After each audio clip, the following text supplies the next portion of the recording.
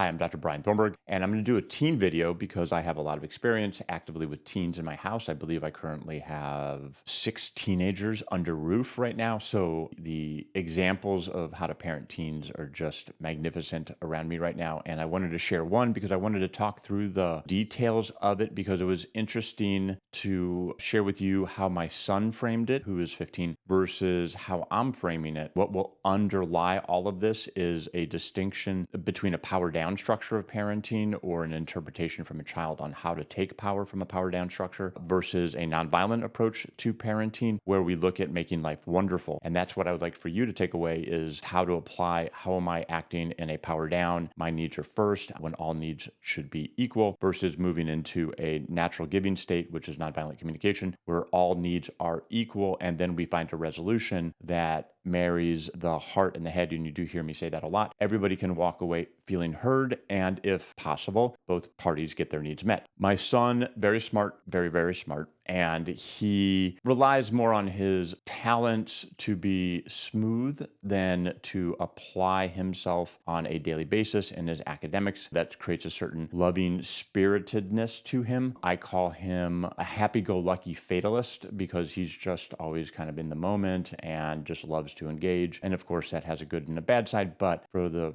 purpose of this discussion, let's just say his grades aren't always where they should be, but he always manages to pull them out by the end of the quarter. In my framing of parenting, my job is to get him to 18 and to learn how to acknowledge that all of us have shortcomings. And in those shortcomings, we have to learn to put checks and balances in place so we don't let those shortcomings kind of overtake the rest of our life. So we can enjoy ourselves and be who we are and true to ourselves, but still move forward in a path that moves us towards our ultimate goal. For me, again, it's taking him to adulthood so he knows how to function and can be operational. And I don't want to extinguish his spiritedness in the process. He's managing, he's doing fine, but still on the day-to-day, we have to show that it's not about the 11th hour Hail Mary and somehow pull out the grades, but to perform on a daily consistent basis because it just creates a calmness and a reliability and an understanding to weather all kind of seasons that come in our lives. That's what we're working on. So he doesn't have good grades in 3 of his major classes. And so in my book, you don't get access to your phone. You don't get access to electronics. You have a primary responsibility to perform academically. That's not happening. And I understand that you're probably going to be fine at the end of the semester. But as of today, you don't get any of that. There is no going out with friends for the weekend because if you can't perform, you got to spend that time focusing on your grades because that is the primary focus to get him to an adequate place at 18 years old. With that said, he stepped back. He understood that. And then last night, there was a baseball game. It was the last baseball game of the season for his high school. He plays baseball. He's not on that team, he's on another team, but he wanted to go and just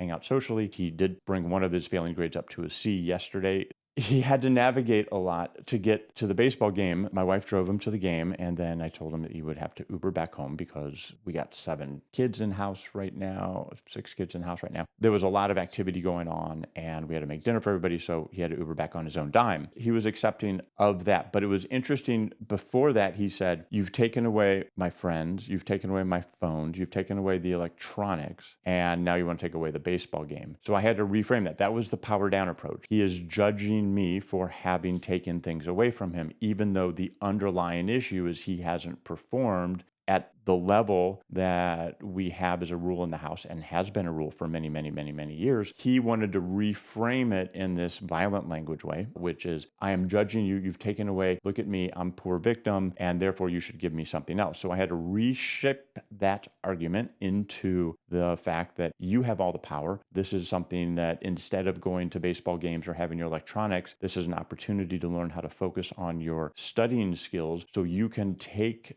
the control that you so desperately want to socialize, but now it's on your terms instead of waiting to hear if we can get you to the game. You have to pay money to get back from the game. You haven't had access to your phone, electronics for your friends for a couple days. It takes performing on a test to get your grade up and accepting kind of the rules of the house without major pushback for a few days. Why go through all of that if it's just 45 minutes a day or whatever it takes to study and get your grades at a consistent level, just passing grades? I mean, it's nothing unreasonable that we are expecting of him. So reframing that in the nonviolent communication is, look, I understand you have a need to socialize, and I have a need for your academic performance and to help you mature into adulthood. Those are the two needs that are at current pushing against each other. And so how can we make life wonderful? My request is that you just perform academically, then you don't have to worry about any of these other issues, and boom, everything is just there for you at all times. He wasn't walking around feeling angry at me that I had taken all this stuff away from him, as a teenager will interpret all of that, even though he was responsible for his current situation. And we reframed it in a way that didn't judge him, but it allowed him to feel heard because we just used facts, and we